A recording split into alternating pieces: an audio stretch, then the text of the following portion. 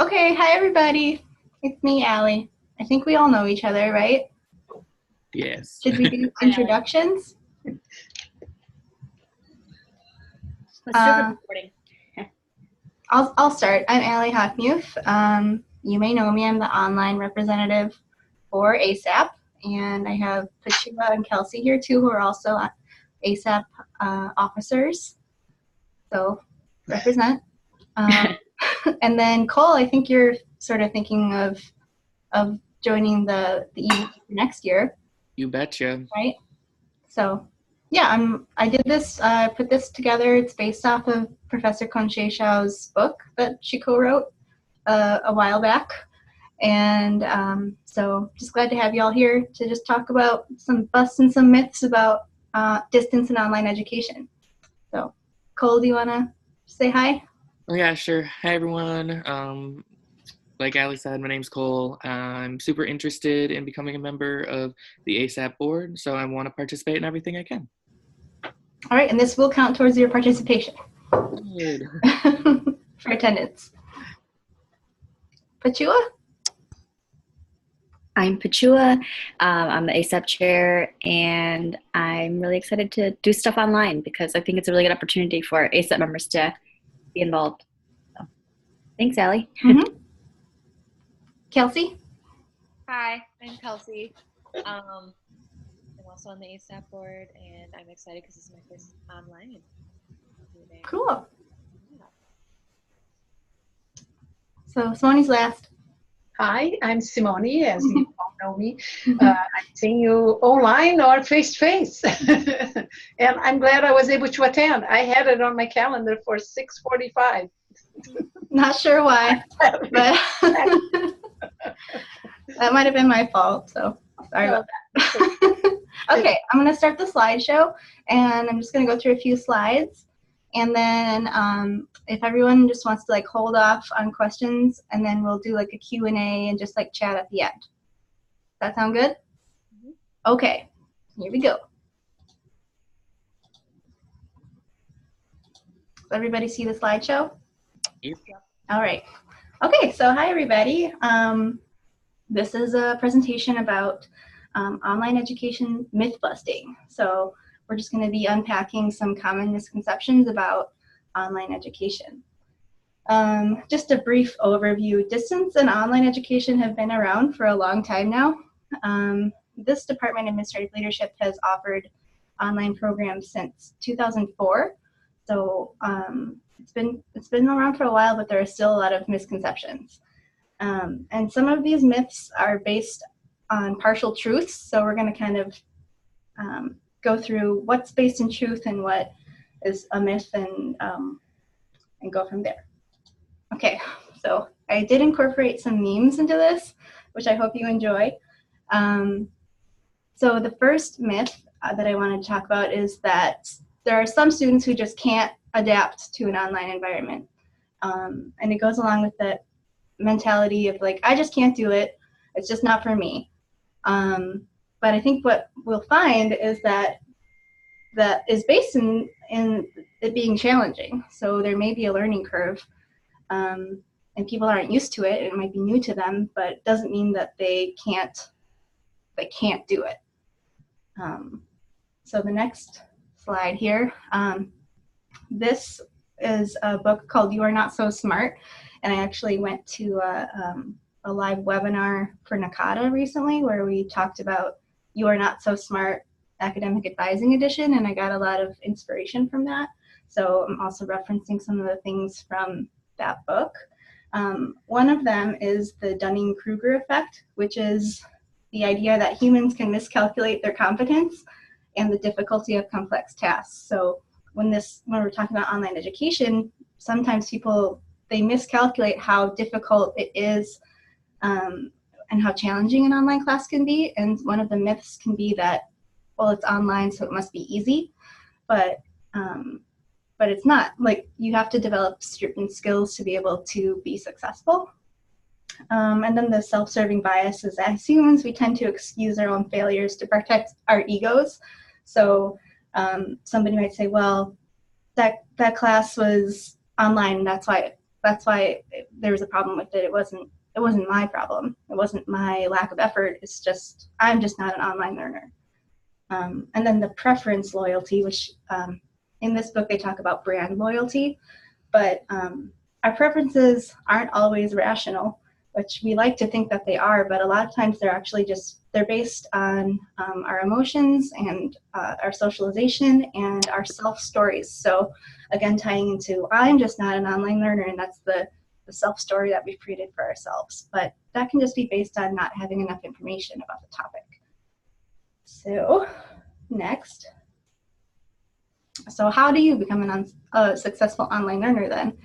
In fact, being a successful online learner requires self-discipline. So these are the certain skills that you need to be successful in an online environment, and these can be learned. So it's not just something that you can't do, it's just things that you might need to work on to be better at. So we talk a lot about self-directed learning in this program. That's something that online learners need, is to take responsibility for their own learning and not rely on somebody else to bestow the learning upon them. It's something that you have to take on yourself. You can learn motivation skills too. There are lots of ways to motivate yourself and give yourself rewards for completing tasks and build that into your schedule. Careful planning and scheduling is really important in an online environment, and it's also important for face-to-face learning too, but especially for online, because you're not necessarily meeting synchronously or meeting at the same time every week that you would be in a face-to-face environment. So one thing that I do is I kind of carve out certain days of the week where Mondays and Wednesdays I work on this class, Tuesdays and Thursdays I work in this class, Fridays I do this, and then Saturdays I do this, and that's kind of how I build my own schedule, sort of like it was a face-to-face class, but building it around my own schedule. Myth 2, it's all about money. We hear this a lot. And this is based in the fact that there are for-profit online institutions out there that can be likened to modern-day diploma mills, where they have low-quality programs that they just kind of churn them out, and people don't have to put a lot of effort, and then they kind of just get this degree from this university that's not necessarily accredited by a real accrediting body. And then, does online education save a university money or create tuition revenue? Not necessarily, because there are a lot of costs that go into creating and developing and maintaining online programs. So this one comes up a lot. What's with the online fees? You can see over here the fees on the schedule of classes, where there are special course fees for online classes, and then you can see the difference in segregated fees on the right. So at UWM, majority of online programs charge the same tuition for in-state and out-of-state online learners, which is great for people who are taking an online program who want to stay living out of state, but they can still pay resident tuition. Sometimes people do end up paying more to take an online class if they're taking a blend of face-to-face and online classes, because then they have to pay segregated fees and online fees. So the system is not perfect, and sometimes, unfortunately, people do have to pay more to do both. A lot of questions that come around, I hear this all the time. So what is that fee for? What does that cover? And for a student who is completely online like me, it covers everything that the university would cover if I was a student paying segregated fees, except for the on-campus things. So there's still fees that go into like having our Office 365 accounts, library access, and then other costs associated with online education. Next slide. What is an online education about then? So to me, it's about freedom, choice, and access. So it's a very attractive option for people who are working full-time, returning adults, and it makes sense for students who want to live at home and not commute long distances. And there can be cultural reasons for staying at home with your family during college. Myth 3, I hope you like the Mean Girls meme here. So this is actually something that I misunderstood myself when I first started working at UWM, is because I was a schedule builder, and I found rooms for face-to-face classes, and I set the enrollment capacities for classes in one of our departments. And I remember thinking, oh, well, this is an online class. Why don't I just make the cap 100? Because there could just be 100 people in this class. There's no reason why it couldn't. Not realizing that just because a class doesn't have seats necessarily doesn't mean that the instructor can just take on 100 students. Not that they would even fill up that high, but I wasn't considering the workload of the instructor, basically. Especially for a graduate course, that would be a lot. So no, they can't just always have unlimited seating or unlimited capacity, because in a well-designed course at a reputable institution, every student would need attention, feedback, and for their assignments to be graded. So without a professor having a TA or something, that would be a lot for them to do. Right. Myth 4, online education is inferior. So this is something, unfortunately, we still hear a lot from people who don't have the full information, but they'll say things like, well, I don't think that somebody who does all their classes online should get the same degree that I get. And at least with our program, the assignments, the professors, and the courses, they require the same work. So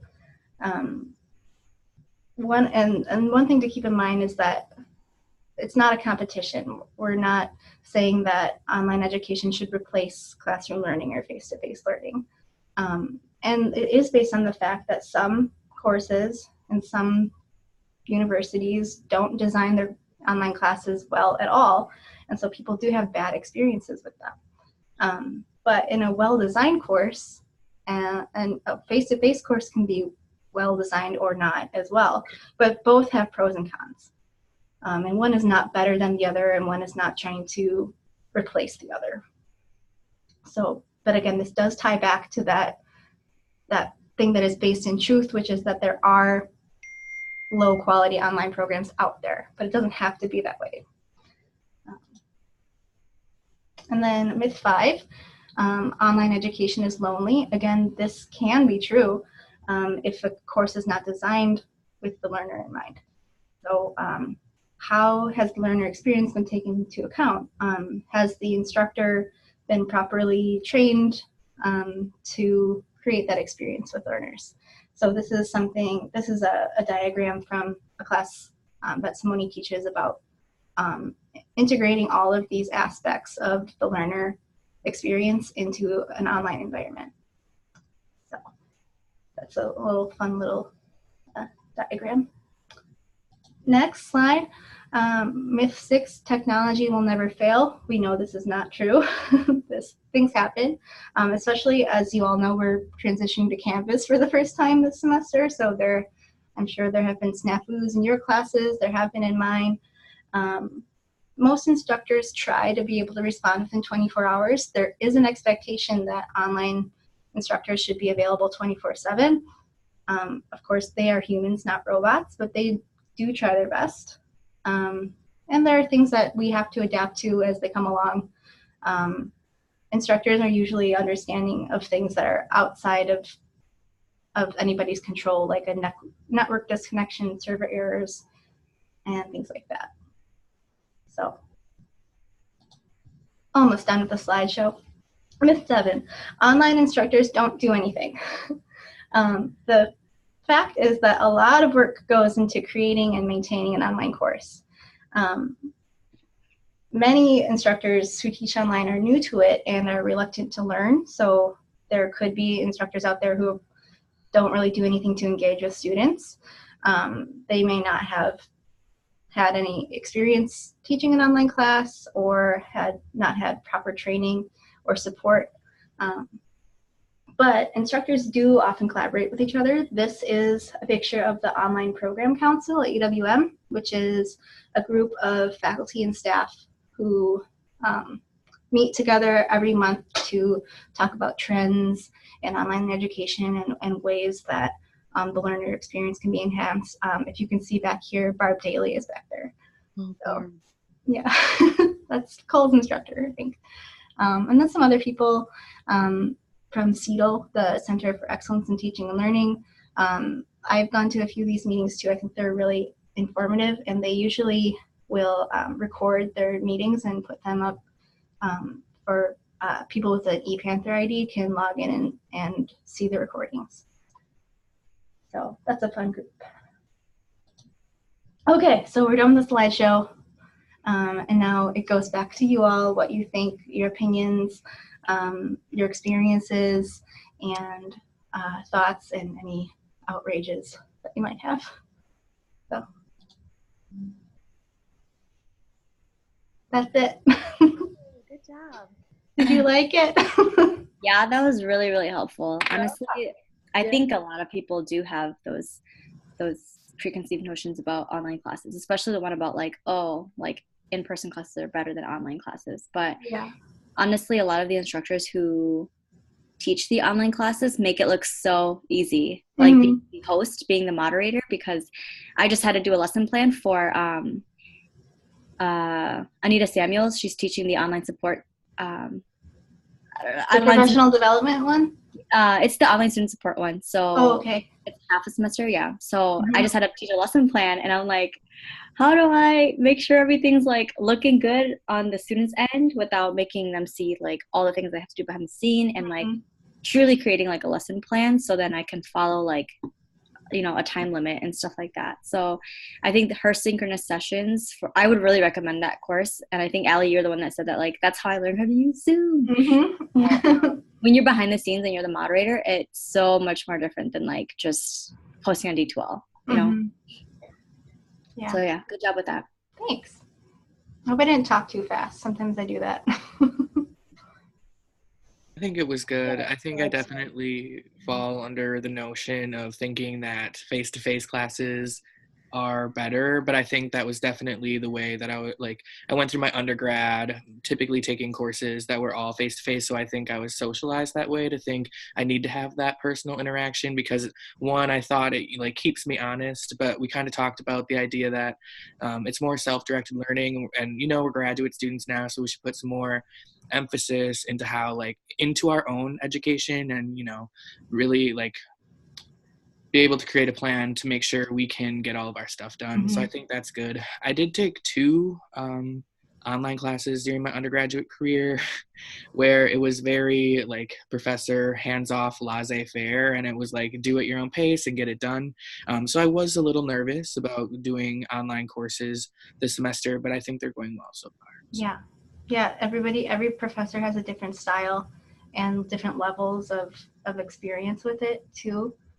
So, like, I had a classmate a few semesters ago who took a class at Madison that was an online class, and she was like, yeah, all the instructor did was, like, put a lecture video up, and then, like, that was it. Like, there was no discussion, and I was like, oh, that sounds terrible. Like, but I've also heard people be like, oh, well, I prefer, you know, face-to-face classes because I like being social. And it's like, well, but that doesn't mean that you can't have that in an online class. It's just a different way of being social. So, yeah.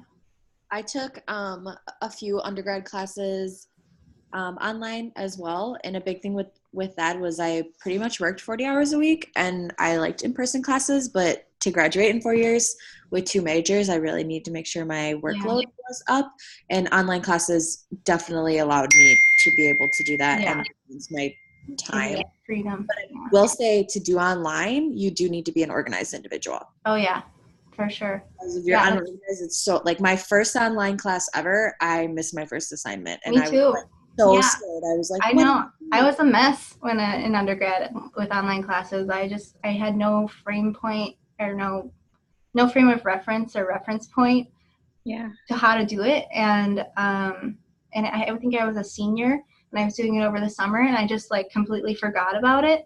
And I like emailed the instructor and she was like, you haven't done anything in this class. Like you should just drop it. I was like, so I had to like postpone graduation and yeah, it was Wow.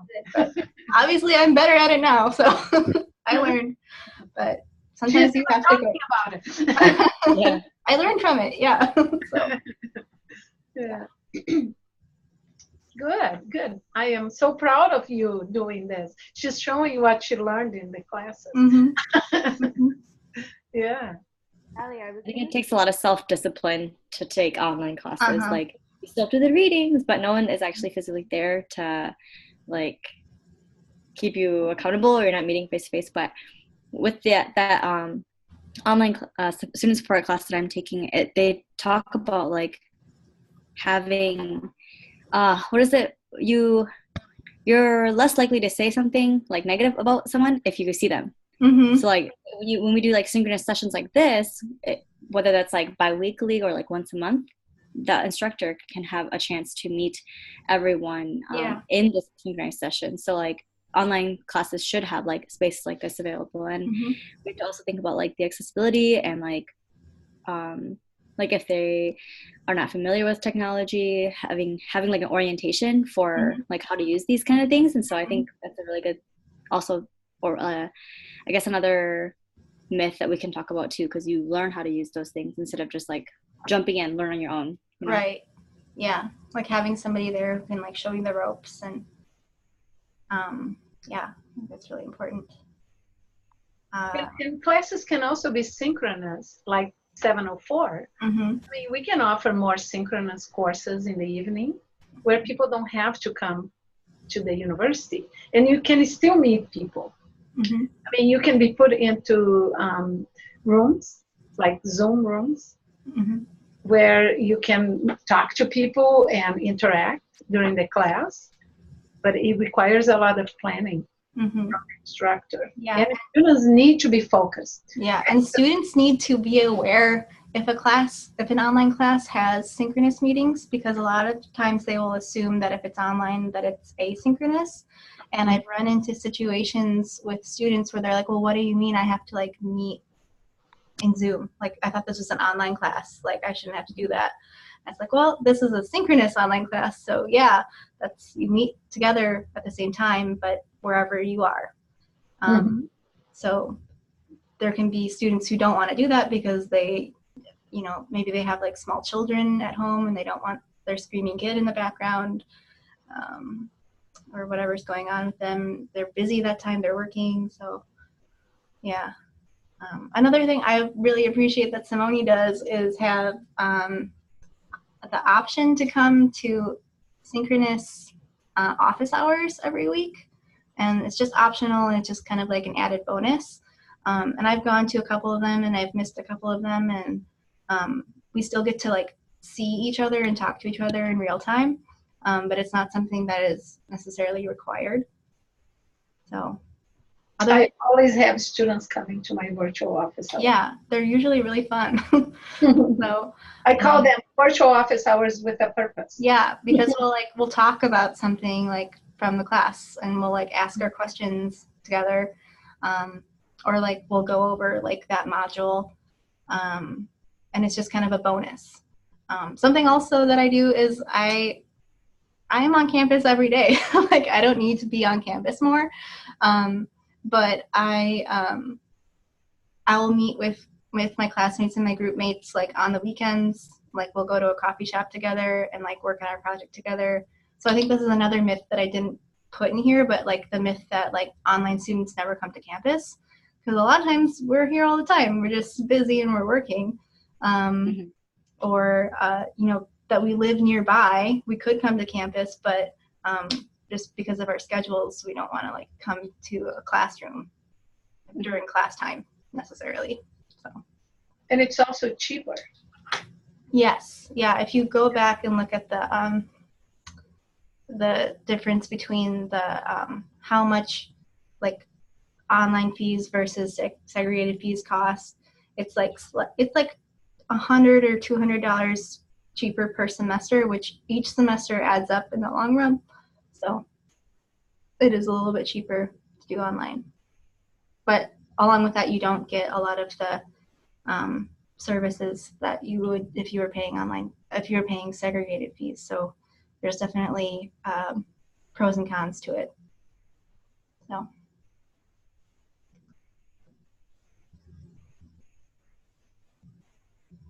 Any other thoughts? Any other myth? Any other myth? Myths that anyone else has? I have to update the book. That book was written in 2000. I know. I have it right here. I was a student. Yeah, you were a student. Well, actually, Simone, something I wanted to ask. Like, I'm feeling like online education, as we know it, has been around since like the early 2000s, late 90s. Is that right? Much earlier than that. Earlier than that? Mhm. Can you speak to I would say, I mean, they became more trendy in the 90s. Mm-hmm. Because when I did the research for my study, I graduated in 2001. I collected data in 2000, 1999, something like that. And at that point, people were teaching totally online. So it was a little bit before then. A few people were doing, I mean, some people were already doing online for quite a while, but, you know, or they would do hybrid. Mm-hmm. But I would say in mid-90s. Mm-hmm. Because I think the concept of distance education goes back way farther than that. Over 100 years. Mm-hmm. Yeah. That one for sure. But online, and you know, before we didn't have learning management systems, Mm-hmm. but we had email, Mm-hmm. and that was considered online. So you could do via email, correspondence, but also we had different programs. Like the first program we used, which was a learning management system at UWM, was called Web Course in a Box. It was in the 90s. Yeah. I can't remember the year. Yeah. Then we started using, we actually had a program here in the school that I actually helped buy the program. What was the name? It was a web-based web conferencing. What was it? Web board. Web board was one word. And I even had a server in my office that I controlled that. That was one of the first courses that we offered online in this program. Wow. I was a staff person in the school. Yeah. We would have all the discussions. It was more focused on discussion forums. It was really nice. It was in the 90s. Mm-hmm. Yeah. So I think online learning and teaching has been happening for a while, but in different modes, different technologies. Mm-hmm. And then we have Blackboard Collaborate. No, Blackboard. Mm-hmm. Then we have D12, but I think before that we had something else. I can't remember. So we have all kinds of technologies. And so moving to Canvas is just like another like step in the future. Like it just keeps moving on in different directions. Mm-hmm. Mm-hmm. So it's kind of cool to think of it from like a history perspective. Yeah, and I think Canvas is very much learner-centered, but it's still very fragmented. Mm-hmm. Today I met with someone who said, I wish I could come in and I would have more like a welcome page like D12 has, that you come in and then you go right into a more appealing page. But probably we can do that in Canvas, but the way we have Canvas set up for UWM doesn't allow that. Isn't Canvas like controlled by the UW system, and each school has the same? Yeah. Okay. Yeah. So actually, it's like this: UW system purchased Canvas, and many of the UW institutions took it, with the exception of Madison, who bought their own. They have money. Mm-hmm. And then they get to choose what they do on Canvas, but we can't. We have to follow whatever UW system decided. And whoever decided that, and I don't know who did it, but whoever decided what they decided is not it was, I don't know how that decision was made, but we can't change unless we get a list of complaints probably and send it to them, and maybe they will make some changes. But yeah. But it's I think it's better than D12 in many ways. It's more efficient, more friendly, but it's also how people create the pages. How There's they, a lot of freedom with how you create it, so that can like go well or go not so well. yeah. Most faculty tend to put all the modules in that first page. That becomes very overwhelming. I created a page for each module, and then I just put that module in the first page, so you don't have to scroll down so much. But it's really a matter of choice and thinking. This semester is really learning for all of us. We'll get better. Yeah. I'm already better because I got feedback from students during virtual office hours. I got some really great feedback that I went back and I made the changes. And then I had students actually testing it as we were live. It's called empathy. So. Yeah. Yeah. Okay. Well, I think I'll stop recording now, at least. All right. And then